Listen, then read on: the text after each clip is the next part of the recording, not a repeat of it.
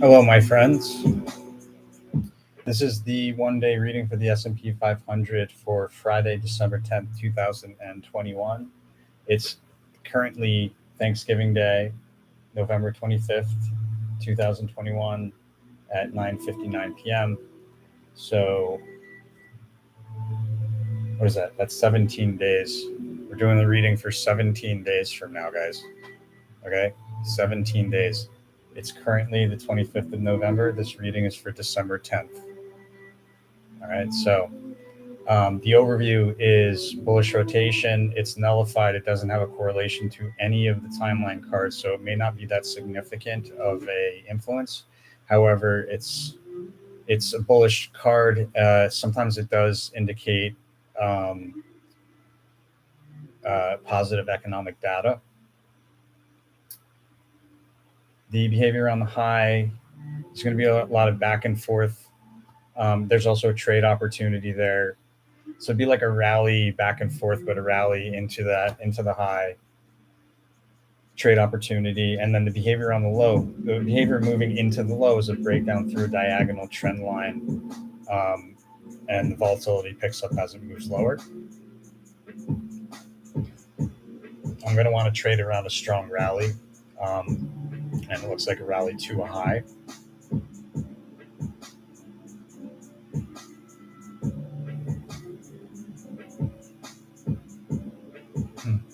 So the first half hour, we have the pleasure card.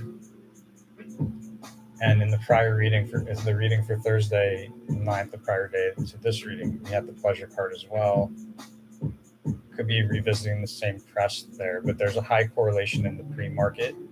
And the abundance card, usually that's like a poke up through a resistance level. It's really brief peak, and then it comes back down through that same price level.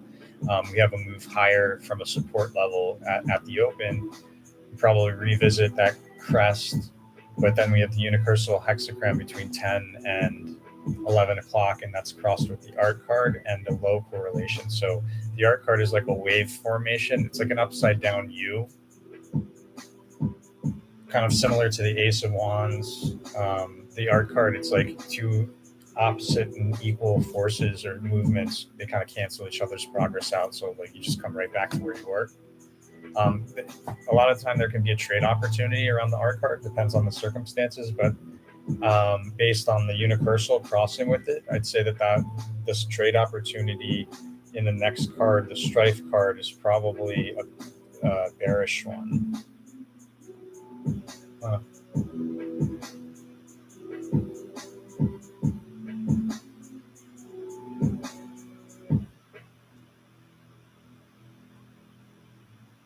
Yeah, it's a bearish one. I have a clairvoyant impression around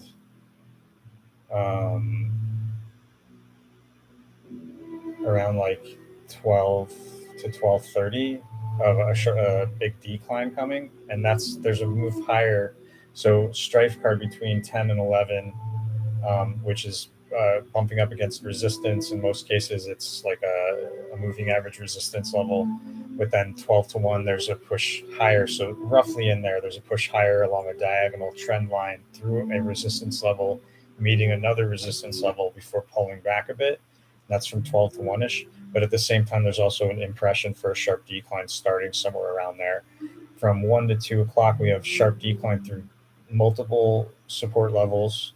And it looks like the volatility starts to get a bit more hectic as we move towards the close. There's more of a decline, but back and forth movement from roughly 2 to 3 o'clock. And then some fluid back and forth movement, not really going many places, but probably around the low for the day.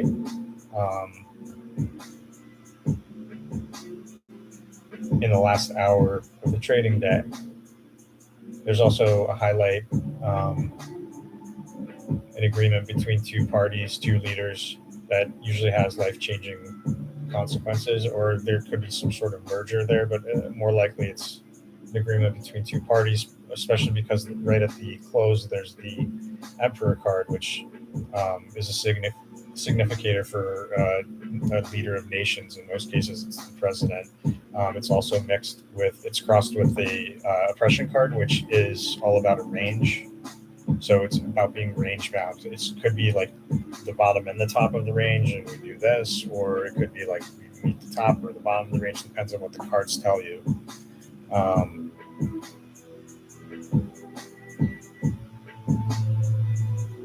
think that's probably the bottom of the range. And then there's a trade opportunity there right at the open, or right at the close and into the post market if you have that ability. Trade preview card for the following day, which will be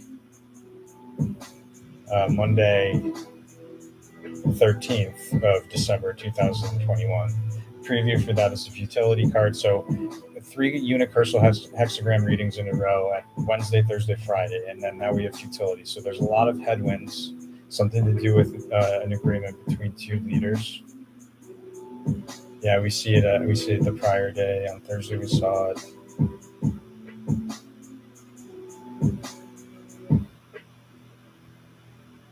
Okay. So it's the futility card. Even in the face of all seeming overwhelming headwinds, there's still a push higher.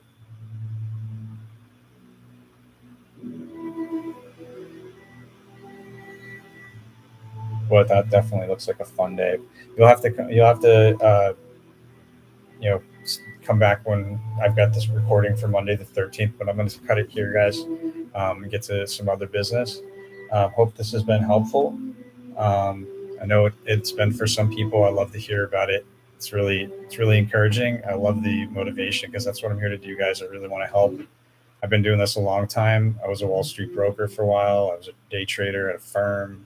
I was an options proprietary trader. I was a financial planner. I was a insurance person. Ugh. And all the while I was coming to become aware. Do I only trade the S&P stock? No, I don't only trade the S&P stock. I do the S&P every day because I use it when I was learning how to do this. I did it by doing a reading every single day. And it's generally like you can get a grasp of like the overall environment of the market by doing the reading for that. Like I could be trading some other stock, but I know on the S&P 500 there's a correction in the readings for the S&P 500. It's more than likely going to affect that one stock. So I look at the S&P 500 as like a broad scale, and then I get into other stocks more specifically. But this is more so people have an idea of the forecast, and it's easy to. Part of the reason why I do this, guys, is because how do you argue with charts of the stock market? Like, how do you fake a stock market chart? You just go look online, right? You can't fake a stock market chart. And still, the funny thing is, man, is there'll be somebody who still thinks it's fake. Like, it blows my fucking mind. Like, the smartest people, the smartest people. I'm not even gonna say it. It's just so crazy to me. Anyhow, hope this has been helpful, guys. And I'll see you on the next one. Blessings.